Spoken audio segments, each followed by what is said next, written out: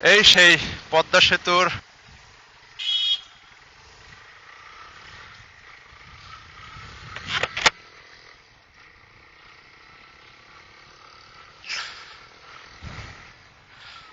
আলহামদুলিল্লাহ আবারও এই পদ্মা সেতু হয়ে রওনা দিলাম।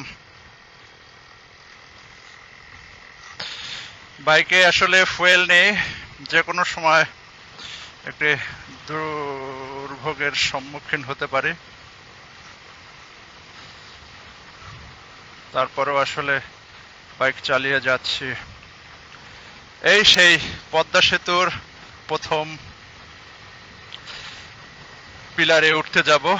ঠিক মাথার উপর থেকে পদ্মা সেতুর রেল লাইন সেটি চলে গেছে এবং আমাদের বাইকারদের জন্য একটি আলাদা লেন করা আছে। যদিও পদ্মা সেতুতে উঠে আপনি চাইলে বাকি লেনগুলো ব্যবহার করতে পারবেন আপনার নির্দিষ্ট যেই লেনে গাড়ি চলে। আগে ঠিক নিচ থেকে অনেক যেতাম বাড়িতে। ওই যে দেখা যায় একটা চর পড়েছে, চরের ভিতরে আসলে এত এত কাশবন, মানে ক্যামেরায় হয়তো এই কাশবন ধরা পড়বে না, কিন্তু আমার এই চোখে ধরা পড়ে গেছে। আমার চোখে এই নিচের কাশবনগুলো আসলে ধরা পড়ে গেছে।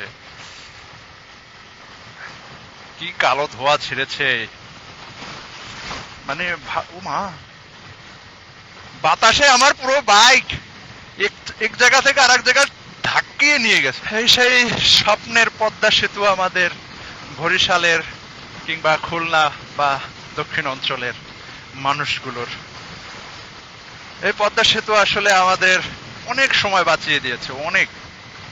প্রচন্ড পরিমাণে বাতাস আছে এবং আকাশটা কিছুটা মেঘলা, আবার কিছু জায়গা হচ্ছে নীল আকাশ, সাদা মেঘ, সব মিলিয়ে আসলে সুন্দর। খুব বেশি একটা উচ্চ গতিতে বাইক চালাচ্ছি না।